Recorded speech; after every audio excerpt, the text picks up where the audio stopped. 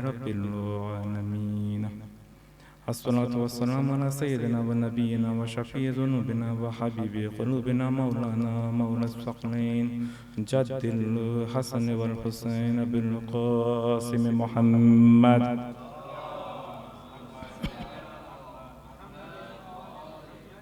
वाले तैयबीन ताहिरीन अल-मासूमीन अल-मज़मूमीन अम्मा बाद फ़क़द क़ाल रसूलुल्लाह सल्लल्लाहु अलैहि व आलिहि वसल्लम इन्नल हुसैन मिस्बाहुल हुदा व सफ़ीनतुन नजात। एक सलात मोहम्मद व मोहम्मद।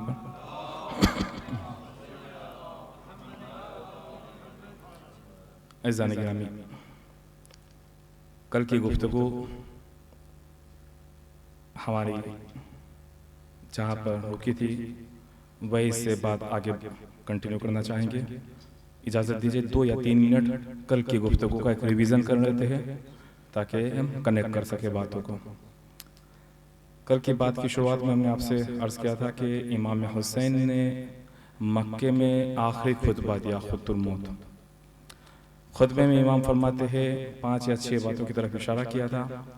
पहली बात इमाम फरमाते हैं कि मौत इतनी खूबसूरत है कि जैसे एक जवान लड़की की सीने पे नेकलेस हो, वो कितना खूबसूरत दिखता है, मौत ऐसी खूबसूरत है। इमाम फरमाते हैं कि मैं बेताब हूँ, मेरे अंदर एक ईगरनेस पाई जाती है, बेताब हूँ अपने नाना से मुलाकात के लिए, अपने बाबा अली से मुलाकात के लिए, अपनी माँ ज़हरा के से मुलाकात के लिए, अपने भाई हसन से मुलाकात करने के लिए। इस तरीके से जैसे हज़रत याकूब बेताब थे हज़रत यूसुफ के लिए। इमाम आगे फरमाते हैं कि मैं देख रहा हूँ कुछ वोल्फ, कुछ भेड़िए मेरी तरफ आ रहे हैं, मुझ पे हमला कर रहे हैं और मेरे टुकड़े टुकड़े कर रहे हैं, मेरे बदन को नोच रहे हैं। इमाम फरमाते हैं कि हम अहले बैत खुदा की मर्ज़ी पर राज़ी रहते हैं। आगे इमाम ने फरमाया कि हम खुदा की तरफ से जो इम्तिहान होता है इस पे सब्र करते हैं। आखिरी बात जो हमने अर्ज़ की थी इस खुतबे के हवाले से वो ये कि जो अपनी जान देना चाहता है वो हमसे जुड़ जाए। इमाम के मकसद के हवाले से बात हुई थी कि इमाम ने अपना मकसद वाज़े कर दिया कि मैं फसाद बर्पा करने के लिए नहीं बल्कि उम्मत की इस्लाह के लिए निकला हूँ। उम्मत की इस्लाह के हवाले से मुफस्सल बात हुई कि वो कैसा माशरा था जो पैगंबर ने बनाया। उन माशरे की तकरीबन 7 खुसूसियात के हवाले से हमने बात की। सिर्फ हम फहरिस्तवार उस पर बात करते हैं, जुज़ियात में नहीं जाएंगे, कल उस पर ऑलरेडी बात हो चुकी है।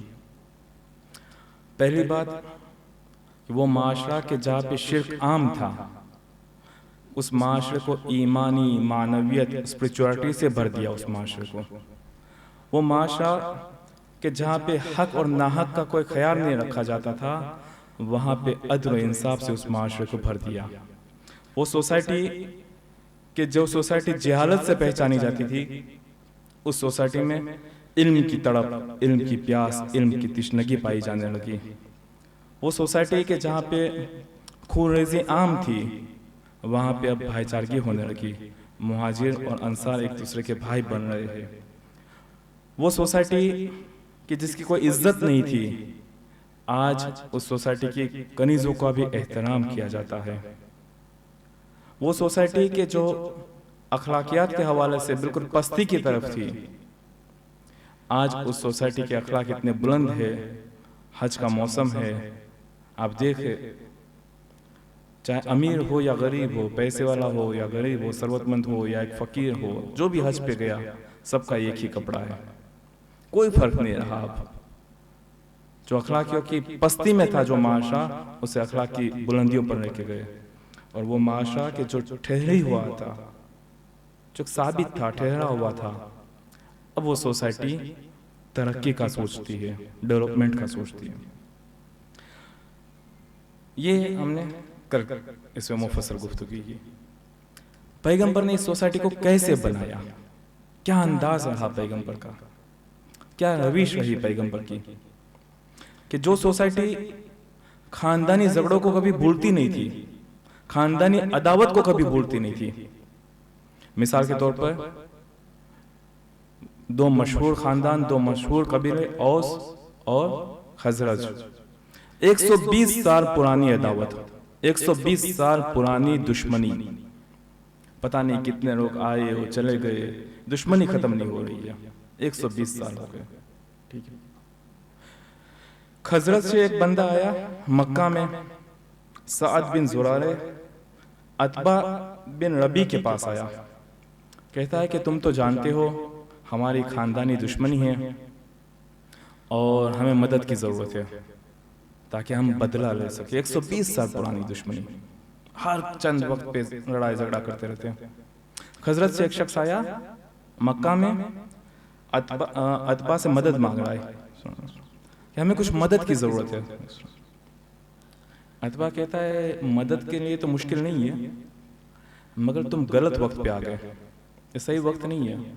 बोले कैसे? बोले तुम्हारी तो 120 साल पुरानी दुश्मनी है ना, हमारा तो पता नहीं कितने साल पुराना हम बुत परस्ती करते हैं, कितने साल पुराना हमारा फरहंग है, कितने साल पुराना हमारा कल्चर है। एक शख्स आया मोहम्मद नाम का, कहता है सब गलत, हमारे तो खुद के अभी मदद की जरूरत है, तुम्हारी तो सिर्फ 120 साल पुरानी दुश्मनी है, अभी हम तुम्हें मदद नहीं कर सकते। बोले क्या किया जाए? तो अब अभी नहीं, अभी तुम वापस जाओ। ठीक है। वापस जाने से पहले कहा ठीक है मैं खाने काबा का तवाफ करता हूँ और चला जाता हूँ। मदीने से आया था, अभी मदीने का नाम मदीना नहीं था, यसरफ कहलाया जाता था। कहा नहीं, खाने काबा पे बिल्कुल मत जाना। अच्छा, खाने काबा पहले से ही एक ऐसी अजीम जगह थी, यानी सिर्फ जनाब इब्राहिम से नहीं, हजरत नूह की कश्ती भी वहां रुकी थी, यानी पहले से उस जमीन का एक मर्तबा है, एक अजमत है। अरब में भी एक कल्चर था, चाहे बुत परस्ती क्यों ना हो, खाने काबा पे जाते थे। कहा मैं आया हूँ इतनी दूर से, खाने काबा का तवाफ करके जाता हूँ। कहा ना हरगिज वहां मत जाना। और कैसे?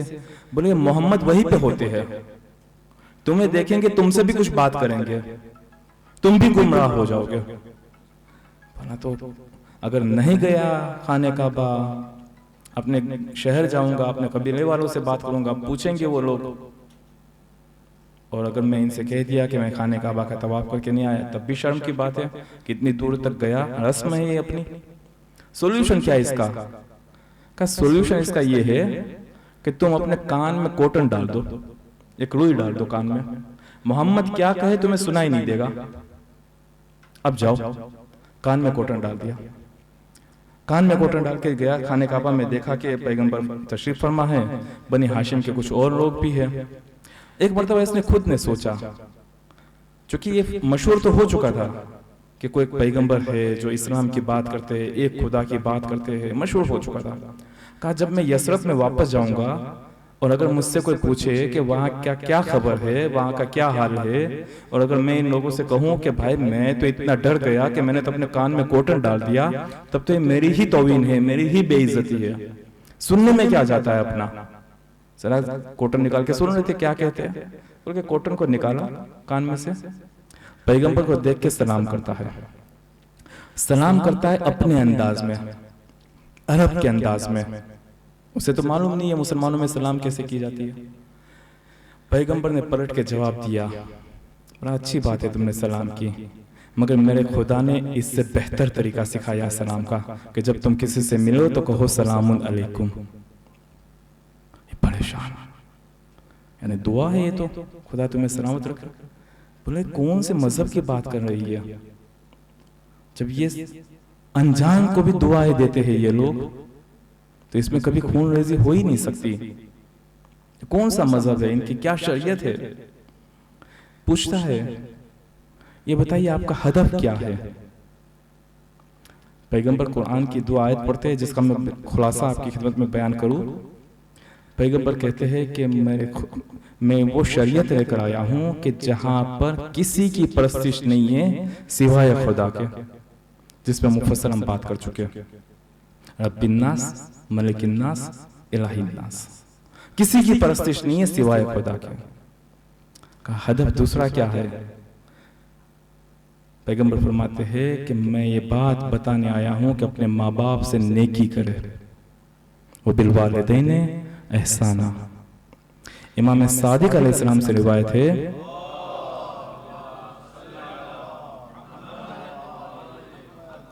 किसी ने पूछा कि मौला ये वबिल वालिदैन एहसाना का क्या मतलब है? इमाम फरमाते हैं वबिल वालिदैन एहसाना का मतलब ये होता है कि तुम्हारे माँ बाप तुमसे कोई हाजत तलब करे उससे पहले उनकी हाजत को पूरी करे। यानी माँ बाप ये ना कहे कि बेटा मैं बीमार हूँ मुझे डॉक्टर के पास जाना है, माँ बाप ये ना कहे कि बेटा मेरे जूते खराब हो गए मुझे नए जूते खरीदने हैं, माँ बाप ये ना कहे कि बेटा मुझे कपड़ों की जरूरत है मुझे कपड़े खरीदने, माँ बाप कोई हाजत तलब करे उससे पहले उनकी हाजत को पूरा करना, यह है वबिल वालिदैन एहसाना। पैगंबर फरमाते हैं माँ बाप पर नेकी, माँ बाप पर एहसान। इमाम रज़ा अलैहिस्सलाम की एक रिवायत याद आ रही है, इमाम रज़ा अलैहिस्सलाम फरमाते हैं कि परवरदिगार ने तीन चीजों के साथ बनाया है, यानी जोड़ी बनाई है, पेड़ बनाई है। अगर एक चीज है आपके पास दूसरी नहीं है तो वो अधूरी सी है। मिसाल के तौर पे आपने एक पैर में सॉक्स पहना है दूसरे पैर में नहीं पहना, अधूरा सा है। कहीं बाहर जा रहे एक पैर में शूज पहना है दूसरे पैर में नहीं पहना है, अधूरा सा है, क्योंकि जोड़ी में है दोनों चीजें। इमाम रज़ा अलैहिस्सलाम फरमाते हैं कि परवरदिगार ने तीन चीजों को जोड़ी रखी है, तीन जो कि पेड़ बनाया है। क्या है वो? फरमाया कि पहली नमाज है, और नमाज की जोड़ी किसके साथ बनाई? कहा ज़कात, जो हुकूक आपको अदा करना है, जो खुम्स, जो फितरा, जो ज़कात, जो वाजिबात आपके ऊपर है। अगर तुमने राख नमाजें पढ़ी, दिन रात नमाज पढ़ते रहे, मगर अगर जेब ढीली नहीं हुई, अगर पैसा जेब से नहीं निकला तो अधूरा से है वो नमाज भी, क्योंकि पेड़ में बनाया खुदा ने इस चीज को। दूसरी चीज क्या है? इमाम फरमाते हैं कि दूसरी चीज है परवरदिगार का शुक्र, जिस पे हम पहले से बात कर चुके हैं। सबसे बड़ी दौलत क्या थी? ईमान की दौलत, जिस पे हमने शुक्र की बात की। दूसरी चीज क्या है? कहा परवरदिगार का शुक्र। किस चीज के साथ जोड़ी बनी इसकी? किसके साथ इसकी पेड़ है? कहा माँ बाप पर एहसान। अगर आपने कितना भी खुदा का शुक्र अदा किया, मगर अगर माँ बाप के साथ नेकी नहीं की तो गोया कि वो शुक्र भी किसी काम का नहीं है, पेड़ में है चीज। पैगंबर इस्लाम का जमाना है, एक शख्स है, सकरात की हालत है, जिसे कोमा कह सकते हैं, रूह कब्ज नहीं हो रही है, यानी अभी होश में है, हल्का फुल्का बोल भी रहा है, रूह परवाज नहीं कर रही है, अजियत का शिकार। पैगंबर आया, का कलमे शहादत पढ़, कोशिश कर रहा है, जारी नहीं हो रहे अल्फाज। पैगंबर ने पूछा इसकी माँ जिंदा है क्या? कहाँ इसकी माँ जिंदा है? कि इसकी माँ को बुलाया जाए। माँ को बुलाया गया, पूछा किसी बात से नाराज हो अपने बेटे से? कहा या रसूल अल्लाह नाराजगी की क्या बात है, बेटा है बिलाखिर है, बस ये है कि राब्ते में नहीं था, काफी टाइम से कांटेक्ट में नहीं था, मिलता जुलता नहीं था, यही वजह है, यही वजह है। पैगंबर उस शख्स से पूछते हैं बता तुझे क्या दिखाई दे रहा है? कहता मुझे दिखाई दे रहा है एक सियाह पुष्ट शख्स, बदबू आ रही इसके अंदर, मेरी तरफ आ रहा है। पैगंबर उसकी माँ से कहते तू इसे माफ कर, इसके आकिबत बखैर हो जाए, ये कलमे शहादत पढ़ सके। माँ ने माफ किया, कलमे शहादत पढ़ी। पैगंबर पूछते अब बता अब तुझे क्या दिखाई दे रहा है? कहता है मैं देख रहा हूं कि वो शख्स वापस जा रहा है, पीछे जा रहा है। दो चीज को दो चीज के साथ छोड़ी, नमाज ज़कात के साथ, परवरदिगार का शुक्र, माँ बाप के साथ नेकी, माँ बाप के साथ एहसान के साथ। तीसरी कौन सी चीज बताया गया? तकवा। और तकवा की जोड़ी, तकवा की पैर किसके साथ बनाई है? बताया गया सिरे रहम के साथ, सिरे रहम के साथ। एक शख्स है, इंतकाल हुआ, कसीर तादाद में लोग जनाजे में शामिल। पैगंबर ने खुद नमाज पढ़ाई, लोगों ने कहा कितना खुश नसीब है ये, खुद पैगंबर ने नमाज पढ़ाई, इतने लोगों ने पीछे नमाज पढ़ी। पैगंबर ने कहा ना रुको, अभी तो अज़ाब कब्र बाकी है। बोला क्यों मौला? बोला अपने घर वालों के साथ अच्छा सलूक नहीं करता था, कतई रहम नहीं किया था, मगर सिले रहम भी नहीं करता था। कहा अभी अज़ाब कब्र बाकी है। दूसरी चीज क्या है इसके साथ? कहा तकवा। तकवा किसे कहते हैं अज़ीज़ों? तकवा कहते हैं, आमतौर पे आपने देखा होगा कि तकवा का जो माना किया जाता है वो परहेजगारी के तौर पे किया जाता है। दर हकीकत डिक्शनरी में इसका माना परहेजगारी नहीं है। तकवा कहते हैं खुद की हिफाजत, एक उसूली जिंदगी, जो आपके उसूल है, आपके कानून है, जो आपको दीन ने जो कानून बताए उस कानून के मुताबिक चलना, उसे कहते हैं तकवा। इमाम अलैहिस्सलाम नहजुल बलागा में फरमाते हैं कि जिस शख्स में तकवा होता है उस शख्स के अंदर खुदा का डर होता है। तकवा यानी हैवानी जिंदगी से बाहर निकल के इंसानी जिंदगी को जीना। कई बार हम लोग तकवा को एक बंदिश समझते हैं, एक कैद खाना जैसा महसूस करते हैं। एक छोटी सी मिसाल देके वापस अपने मौजू पर आता हूं, बात कहीं से कहीं चली गई। मिसाल के तौर पे विंटर की सीजन है, सर्दियों की सीजन है, आपने एक मोटा सा जैकेट पहना है, क्या कोई आपसे ये कहेगा कि आपने तो अपने आप को कैद कर लिया? आप क्या कहेंगे? ना, ये मेरी हिफाजत के लिए है। तकवा भी वही है, आपकी हिफाजत के लिए है, ना कि कैद खाना है, ना कि कैद खाना। मगर अगर उस जैकेट के अंदर एक सुराख भी हो गया तो आपके पूरे बदन को ठंड रख सकती है, आपके पूरे बदन को सर्दी रख सकती है। वैसे या अगर तकवा में एक छोटा सा सुराख भी हो गया तो मसला बन सकता है। वो शख्स पैगंबर से पूछता है, बात कहीं से कहीं पहुंच गई। कहा मौला या रसूलल्लाह, आपका हदफ क्या? पहला हदफ सिर्फ खुदा की परस्तिश, सिर्फ खुदा की बंदगी, सिर्फ इताअत खुदा। दूसरी बात क्या? कहा दूसरी बात ये है कि माँ बाप पर नेकी। तीसरी बात क्या? बस पहली बात करके कुछ और बातें आपकी खिदमत में अर्ज करनी है। तीसरी बात क्या? पैगंबर फरमाते हैं कि मेरी शरीयत ने बताया है फर्जंद कुशी बदतरीन अमल है, हराम है। चौथी बात क्या? कहा चौथी बात ये कि मैं मबूस हुआ हूँ, मुझे भेजा गया है ताकि मैं सोसाइटी में एक सुधार लेकर आऊँ, उन्हें खराब कामों से, उन्हें बुराइयों से रोकूं। का पांचवी बात क्या? पैगंबर फरमाते पांचवी बात ये कि सोसाइटी में जो आदमकुशी हो रही है, खून रेजी हो रही है, मैं उससे सोसाइटी को नजात दूं। ये हदफ था पैगंबर का, ये हदफ था पैगंबर का। छठी बात क्या? छठी बात पैगंबर फरमाते हैं कि मेरी शरीयत बताती है कि यतीमों के माल में खयानत ना की जाए। वाकई नहीं, इस पे हर एक पॉइंट पे एक एक मजलिस हो सकती है। मैं यहाँ कुछ दिनों में आप लोगों का जरा टेस्ट देखा और ये पता चला कि ज्यादा जुजियात में जाने की जरूरत नहीं है, सिर्फ फहरिस्त बता रहा हूँ, वरना एक एक पॉइंट पे एक एक मजलिस हो सकती है, एक एक पॉइंट पे एक एक मजलिस हो सकती है।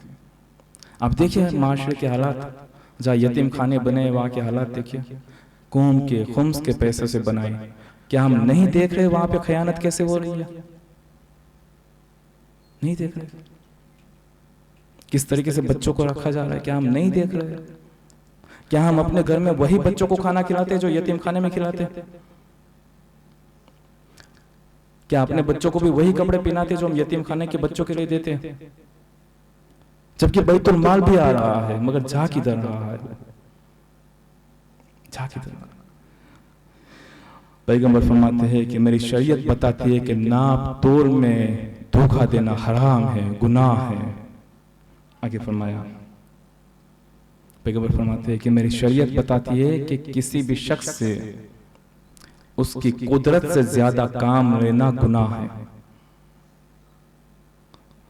सोचिए, यहाँ का तो इस शहर में तो ज़ाहिर ऐसा मुमकिन नहीं है, बाकी हम अपने माशरे में, अपने मुल्कों में देखिए, किसी का एक छोटा मोटा बिजनेस है, 2 लोगों को जॉब पे रखा हुआ है, कितने घंटे काम करवाता है, फिर रात को 10 बजे भी फोन करके कहेंगे जरा काम है आ जाना। तो ऐसा लगता है जैसे 24 घंटे का नौकर रखा हुआ है। पैगंबर इसी माशरे को सुधारने आए थे, इसी माशरे को इम्प्रूव करने आए थे। फरमाते हैं कि हमेशा हक बोलना, मेरी शरीयत कहती है कि हमेशा हक बोलना, चाहे इसके लिए तुम्हारा जाहिरी नुकसान ही क्यों ना हो जाए, हमेशा हक बोलो। इमाम अलैहिस्सलाम फरमाते हैं ना कि जो शख्स हक बोलता है, हक का साथ देता है, परवरदिगार उसे इकराम अता करता है। मुफस्सल बात हो चुकी है इस मौजू पर। फरमाते हैं कि जो खुदा से तुमने वादा किया उस वादे को निभाना है, उस अहद को निभाना है, उसका एहतराम करना है। सवाल ये है कि इस सोसाइटी में जब बिगाड़ आता है, कल हमने मुफस्सल बात की थी, ये सोसाइटी हदफ था जिस पे पैगंबर सक्सेस हुए, काफी हद तक सोसाइटी चेंज हो गई और इन अखलाकी बुराइयों में से एक ईमानी और मानवी माशरे में तब्दील हो गई है सोसाइटी।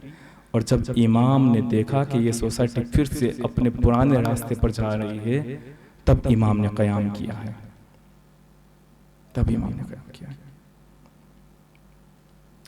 कुछ लोग कहते हैं कि इमाम से बैयत का मुतालबा किया और इमाम मजबूर हो गए, इसलिए इमाम ने क़याम किया। ना अज़ीज़ों, वो तो एक मौके की तलाश में थे इमाम। बैयत का मुतालबा तो एक मौका था इमाम के लिए क़याम करने का,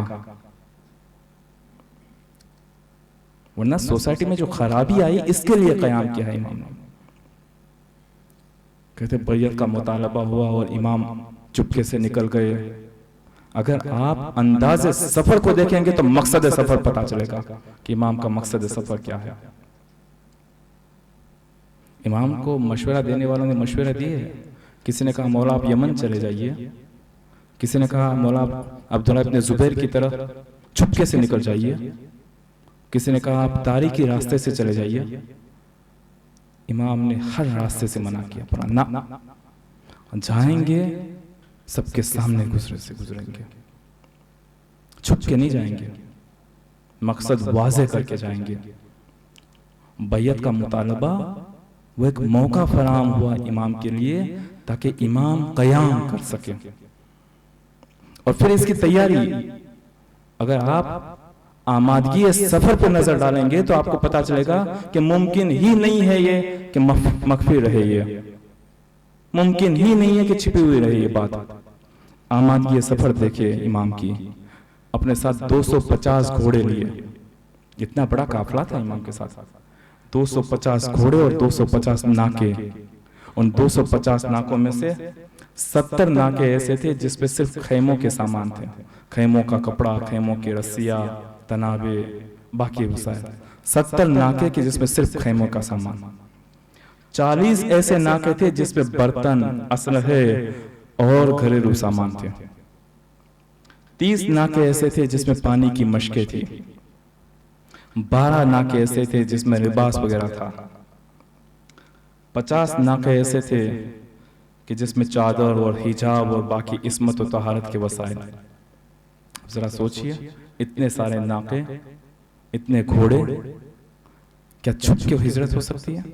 क्या छिप के क़याम हो सकता है? नहीं।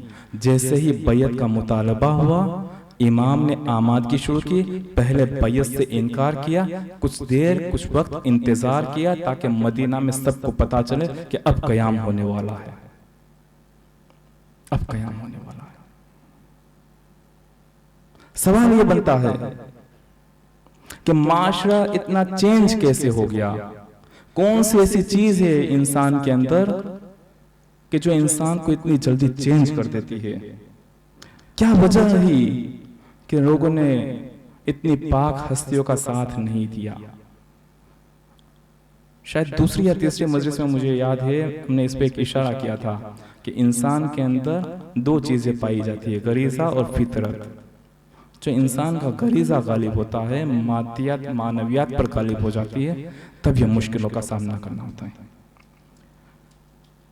दूसरी तरफ आप देखिए, इब्ने ज़ियाद जब कूफा आया तो इसके साथ से 12 लोग थे, मगर फिर कितने लोग हो गए? 30,000 का लश्कर। 10-12 हजार से लेकर 30,000 का लश्कर बताया जाता है। 12 लोगों में से 30,000 के लश्कर तक इब्ने ज़ियाद पहुंचा और यह लश्कर कम होता जा रहा है। क्या वजह रही? ये हम लोगों के ये दर्स है, ये इबरत है कि हम तारीख से दर्स ले कि खुदा न खास्ता कहीं हम में वो बीमारी तो नहीं पाई जा रही है, और एक झटके में बीमारी नहीं आती, वो तुख्म गुजारी होती है, धीरे धीरे डेवलप होती है वो बीमारी। क्या हमारी तो कैफियत धीरे धीरे चेंज नहीं हो रही है? कौन लोग थे ये इमाम के सामने आए? रोज़े आशूर आंखों से अश्क जारी है, इमाम को कत्ल भी कर रहे। जब जनाबे ज़ैनब सलामुल्लाह अलैहा कूफे के दरवाजे को देखती है, खुतबा देती है, सुनने वालों की आंखों में अश्क है। इमाम फरमाते हैं, अगर तुम लोगों की आंखों में अश्क है तो हमें कत्ल किसने किया? किसने हमें शहीद किया? कौन सी ऐसी चीज थी कि इंसान की कैफियत को तब्दील कर देती है? क्या वजह रही कि लोग इमाम का साथ नहीं देते? एक उस्ताद है, बहुत ही अच्छी बात कर रहे थे। कहते हैं कि हम सब के अंदर एक फिरौन छिपा हुआ है। मैं आपकी बात नहीं कर रहा हूं, मैं उस्ताद की बात कोट कर रहा हूं। हम सब के अंदर एक फिरौन छिपा हुआ है, बस फर्क यह है कि हमारा मिस्र छोटा है। हम सब के अंदर एक फिरौन छिपा हुआ है, फर्क यह है कि हमारा मिस्र छोटा है। हमें अपॉर्चुनिटी नहीं मिल रही है, हमें माहौल नहीं मिल रहा है। हमें घर में माहौल मिला बीवी बच्चों को तंबीह करने का, उसे उस पर चिल्लाने का, हमने वही फिरौनियत दिखाई वहां पर। हमें एक इदारा चला रहे हैं, वहां पे हमें डिक्टेटरशिप करने का माहौल मिला, हमने डिक्टेटरशिप की। हमें एक गांव की सरपरस्ती मिली, हमें एक शहर की सरपरस्ती मिली, हमने वहां फिरौनियत दिखाई। हमें कभी मुल्क की अगर सरपरस्ती मिली, हमने वहां भी फिरौनियत दिखाई। उस्ताद फरमाते हर शख्स के अंदर एक फिरौन छिपा हुआ है।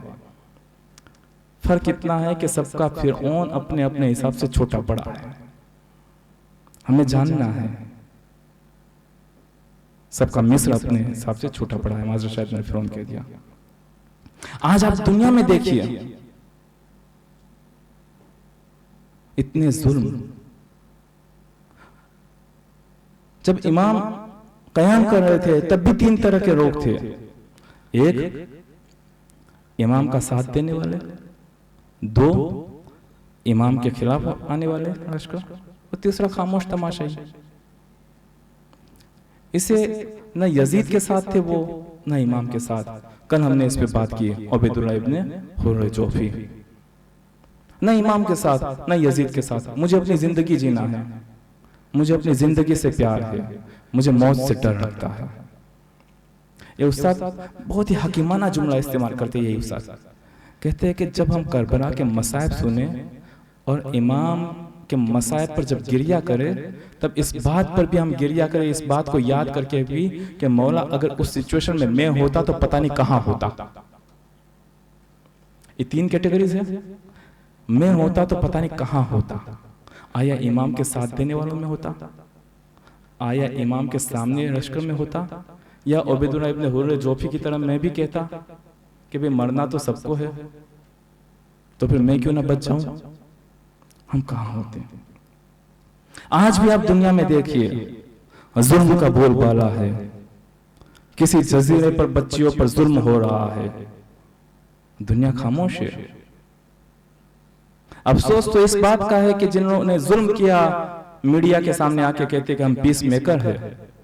यही तो लफ्ज़ इस्तेमाल किया, हम पीस मेकर है। परवरदिगार कुरान मजीद में इरशाद फरमाता है, व इज़ा क़ील लहुम ला तुफ़सिदू फिल अर्ज़ क़ालू इन्नमा नहनु मुस्लिहून। ये वो लोग हैं कि जो फसाद फैलाते हैं और फिर कहते हैं कि हम पीस मेकर है। कुरान कह रहा है। नहीं देख रही है दुनिया, किसके साथ खड़े हैं हम? मजलूम के साथ, जालिम के साथ, या उबैदुल्लाह इब्ने हुर्र जोफी की तरह तमाशाबीन बने हैं?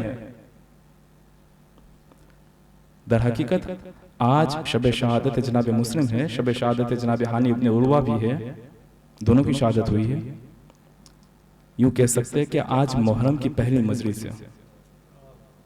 सोचे हम अपने आप, पूछे हम अपने आप से, अपने गिरेबान में जाके, हम इस वक्त कहां खड़े हैं?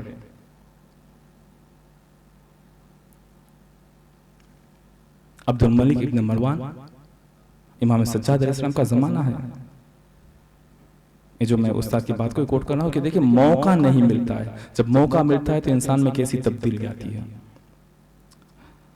अब्दुल मलिक बिन मरवान एक आबिद, एक ज़ाहिद, फकीह के तौर पे जाने जाने वाला शख्स,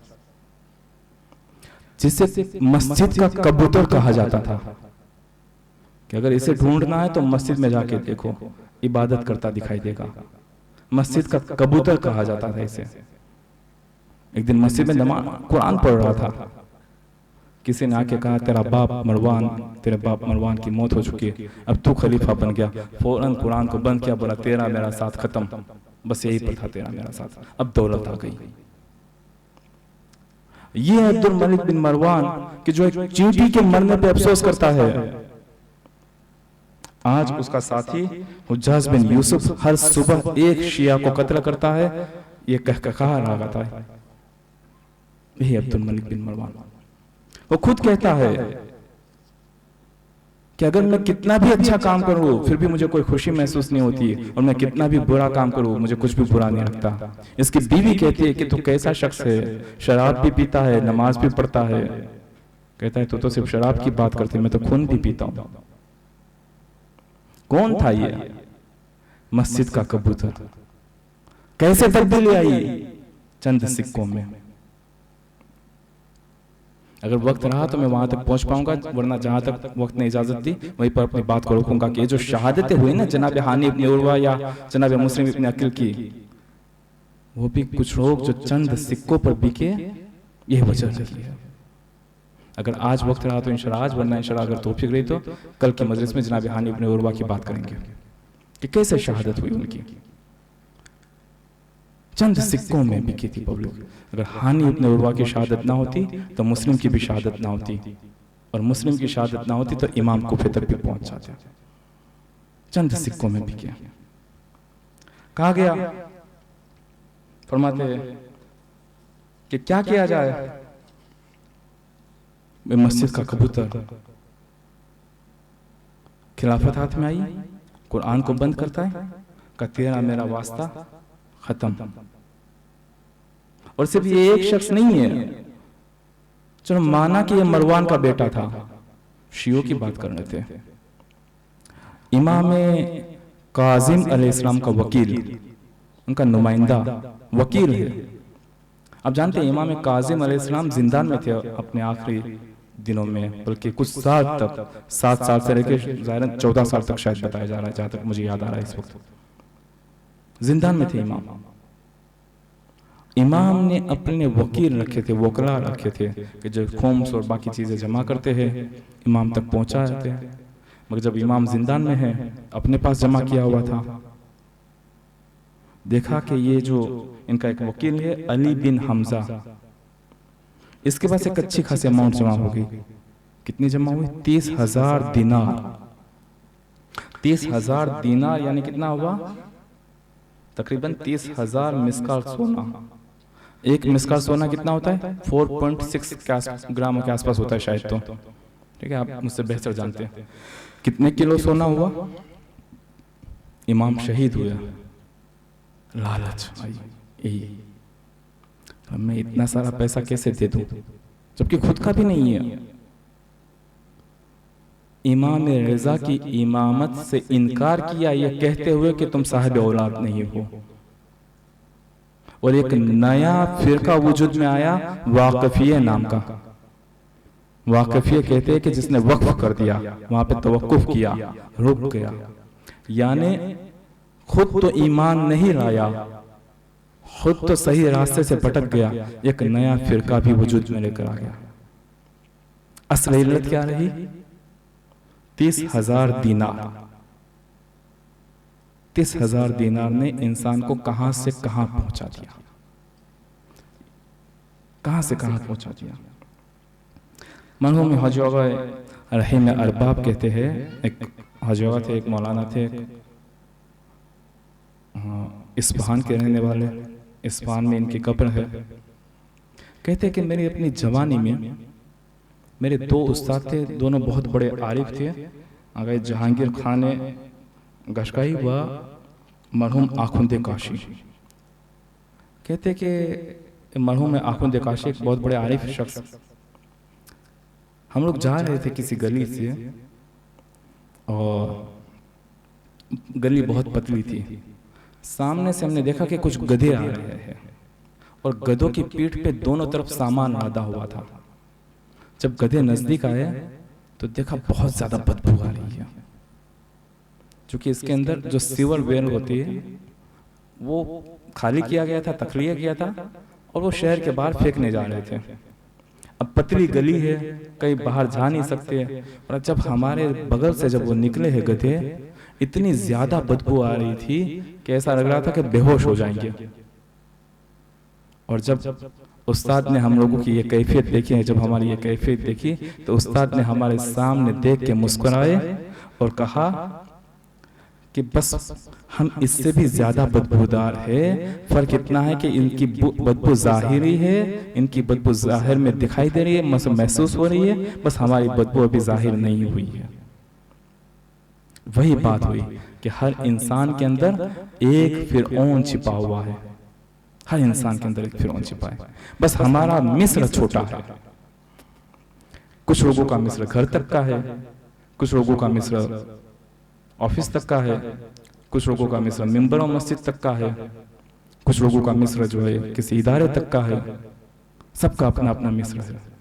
जैसे जैसे मिस्र का दायरा बढ़ता जाता है फिर औनियत बढ़ती जाती है, फिर औनियत बढ़ती जाती है।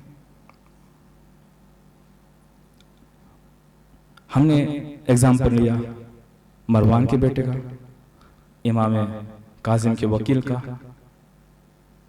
एक ऐसे सहाबी का मैं आपको एग्जांपल देता हूं अभी कि वाकई इनके लिए सोच नहीं सकते थे। इमाम अली अलैहिस्सलाम का हमेशा साथ देने वाला जुबैर गालिबन 15-16 साल की एज में मुसलमान हो चुका, हमेशा हर जगह पे इमाम का साथ देता था, हमेशा हर जगह पर।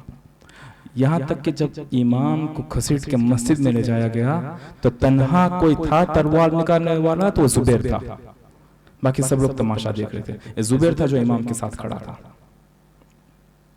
दूसरे दिन लोग जमा हुए इमाम के पास, कहा मौला आप कयाम कीजिए, हुकूमत का हक तो सिर्फ आप ही के पास है।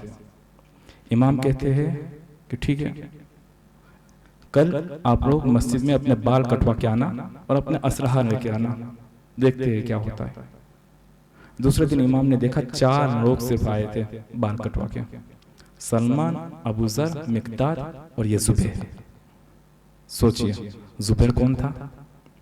हमेशा साथ दिया, हमेशा साथ दिया, बाल कटवा के असलहा लेके भी आ गया।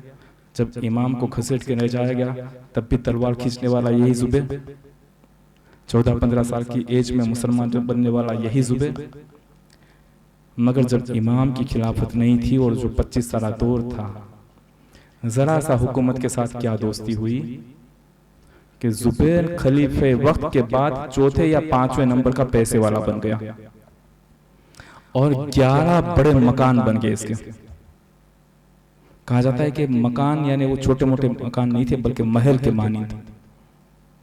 25 साल बाद जब इमाम अली अलैहिस्सलाम की हुकूमत का वक्त आया तो यही जुबैर आया इमाम के पास, कहता है मौला मैं आपका साथ देने के लिए तो तैयार हूँ, बस एक शर्त है, वो ये है कि अभी तक मैंने जो माल खाया है आप इसको हाथ नहीं लगाएंगे, अभी तक जो खाया वो ऐसे नहीं। इमाम ने कहा ये नहीं हो सकता, तुमने बैतुल माल खाया है। सोचिए वो जुबैर कितना तब्दील हुआ चंद सिक्कों की वजह से।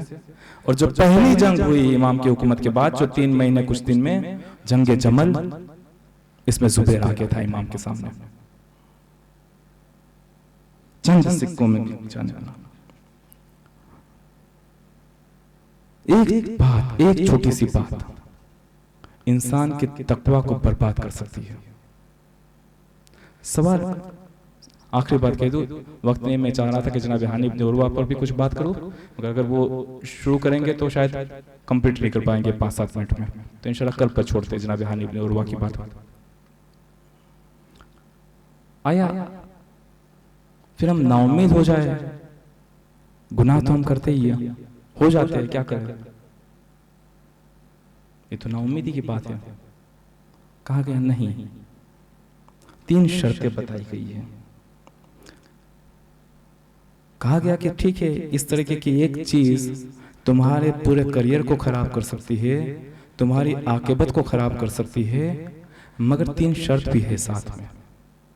कौन सी 3 शर्त है? कहा कि अगर तुमने गुनाह किया फौरन तौबा कर लिया, यानी कि तुम्हें एहसास है तुम्हारी रूह पाक है, तुम्हारा अमल गलत हुआ है, रूह अभी पाक है, रूह अभी जिंदा है, गुनाह के बाद फौरन तौबा, शर्त 1। शर्त नंबर 2, हलाल गिज़ा। अगर शिकम में हलाल गिज़ा है तो नसीहत अमल करेगी। इमाम ने क्या फरमाया था रोज़े आशूरा?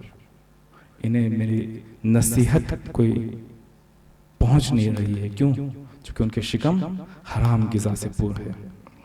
तीसरी बात, तीसरी शर्त क्या है कि बुरे अमाल गुनाह तो हो गया, मगर अच्छे लोगों से नफरत नहीं होनी चाहिए। बाज़ लोगों का यह है कि जब अच्छे लोगों को देखते हैं तो नफरत करते हैं। बहुत सी बेहिजाब खवातीन को हिजाबी खवातीन को देख के नफरत होती है कि ये क्यों हिजाब पहन रही है। यह खतरनाक है, यह खतरनाक है और ज्यादा। यानी यूटर्न का रास्ता तुम बंद कर रहे हो अपना। अगर इन 3 शर्तों से बाहर निकल गए फिर यूटर्न नहीं हो सकता, फिर फंस गए। तो माशरे में तब्दीली कैसे आई? चंद सिक्कों की वजह से। इंशाल्लाह कल की गुफ्तगू में बात करेंगे कि हानी इब्न उर्वा की शहादत कैसे हुई? चंद सिक्कों की वजह से।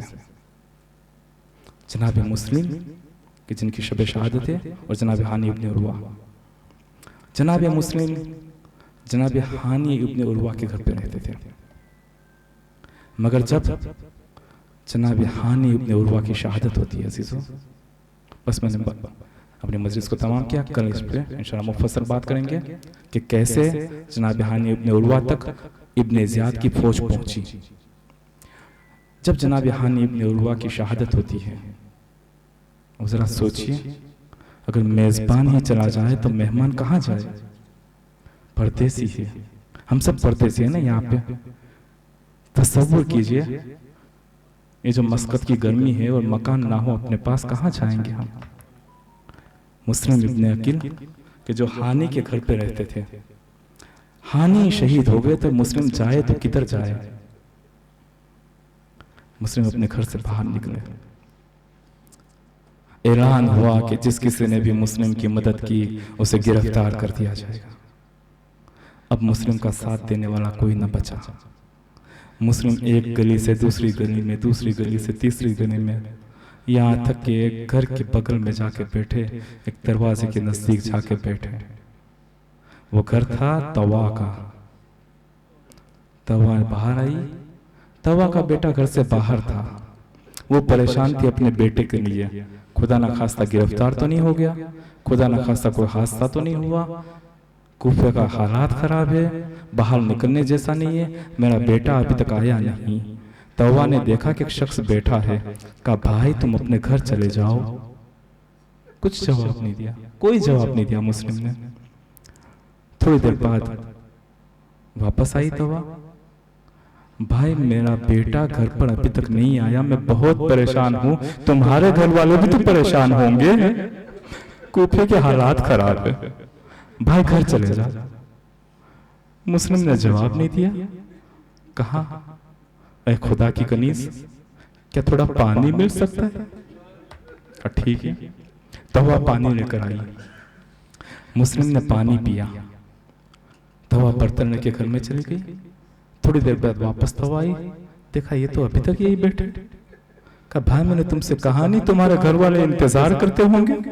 और मेरी हालत देख, मैं एक माँ हूँ, माँ के दिल से पूछ क्या गुजरती है जब इसका बेटा घर पर नहीं आता। अरे तुम्हारे घर पे भी तो तुम्हारी माँ होगी।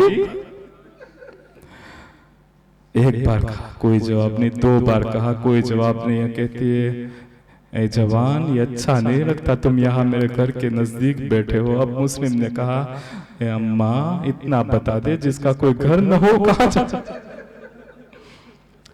जिसका कोई घर न हो कहाँ जाए? कहा कौन हो तुम, परदेसी हो, कहां से आए हो? ए खुदा की कनीज, मेरा नाम मुस्लिम इब्न अकील। जैसे ही सुना मुस्लिम इब्न अकील, फौरन कहा अंदर आ जाओ, मोहि पहले बैत थी तौबा।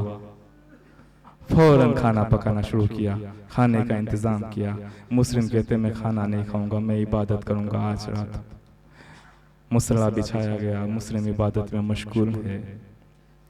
सुबह हुई, इस तौबा का बेटा आया, देखता है कि माँ बार बार इस हुजरे की तरफ जा रही है, पता नहीं क्या मामला है, कुछ बता भी नहीं रही। कहा माँ उस कमरे में क्यों जा रही हो बार बार?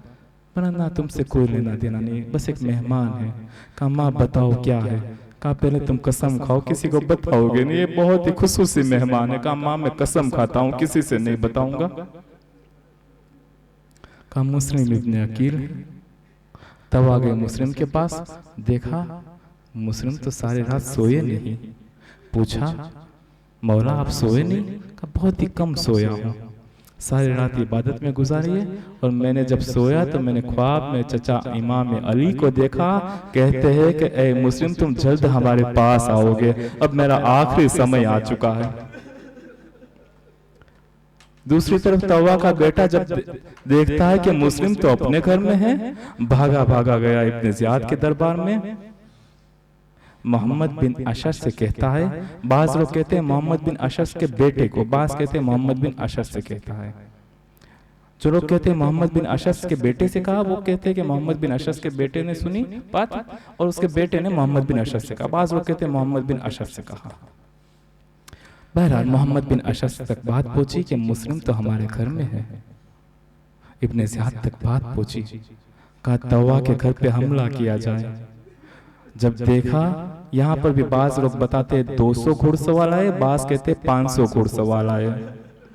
जब इन घोड़ों के टापों की आवाज सुनी, मुस्लिम ने आमादगी की। जब मुस्लिम बाहर निकल रहे थे, तौबा ने पूछा मौला मरने के लिए जा रहे क्या? मरने के लिए तैयार हो गए क्या? मगर मौला मैं आपको घर से बाहर जाने नहीं दूंगी। बस एक मर्तबा मुस्लिम ने कहा कि नहीं नहीं, ये हो नहीं सकता कि हमारे होते हुए तुम्हारे घर पर कोई हमला करे। मैं कहूंगा ए मुस्लिम, काश के तुम शाम गरीबा करबला में होते, काश के तुम ज़ैनब को देखते।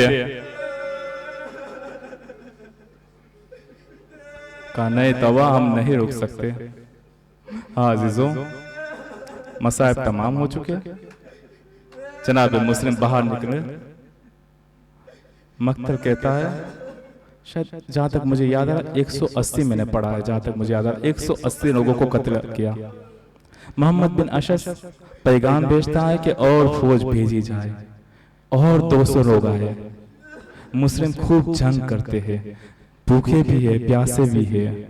तौबा ने खाना तो लगाया था मगर मुस्लिम ने खाना नहीं खाया था। भूखे भी है प्यासे भी है मगर खूब जंग करते हैं। दूसरी मर्तबा कहा गया और लश्कर भेजा जाए। निजात कहता है तुम्हें एक शख्स को मारने के लिए कितना लश्कर चाहिए? मोहम्मद बिन अशस कहता है कि तुमने क्या समझा, किसी सब्जी वाले को, किसी तरकारी वाले को मारने के लिए भेजा है? अरे ये मुस्लिम इब्न अकील है। हाँ अजीजों, जब कोई चीज काम न आई तो मुस्लिम को धोखे से घड़े में इस तरीके से मुस्लिम को गिरफ्तार किया गया कि जब मुस्लिम जंग कर रहे थे, जरा सा किसी जगह पे थोड़ी देर के लिए क्या रुके, एक दीवार को तकिया दे के खड़े हैं कि यहाँ पे एक घड़ा खोदा गया। घड़े के ऊपर कुछ ऐसी चीज रखी गई कि मुस्लिम को समझ में ना आए। जब मुस्लिम जंग करते करते उस तरफ आगे बढ़े हैं, क्या देखा कि मुस्लिम घड़े में गिर गए। अब जिसके हाथ में पत्थर था वो पत्थर बरसा रहा है, जिसके हाथ में लकड़ियां थी वो लकड़ियां बरसा रहे। यहाँ तक कहा गया कि कुछ ने तो आग के गोले भी मुस्लिम पे बरसाए।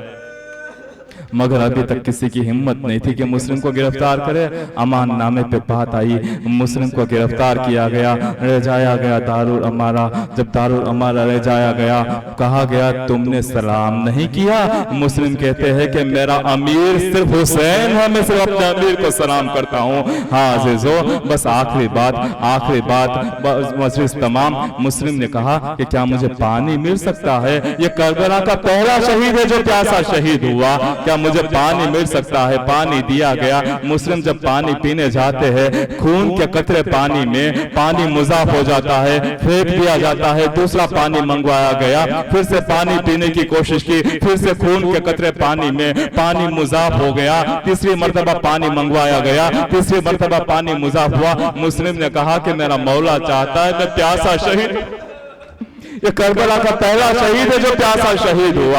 हाँ अजीजों, मुस्लिम को दारू हमारा की छत से नीचे गिराया गया, मुस्लिम शहीद हुए, मुस्लिम शहीद हुए। यहाँ पे शबाहत देखिए, शबाहत देखिए, मेरे मौला को भी प्यासा शहीद किया गया, या मुस्लिम को भी प्यासा शहीद किया गया। एक और शबाहत देखिए, मजलिस तमाम, एक और शबाहत देखिए, अरे मुस्लिम के जनाजे को कूफे की गलियों में दरबिदर घुमाया गया, यहाँ मेरे मौला के जनाजे पे घोड़ों की टापों से पामाल किया गया।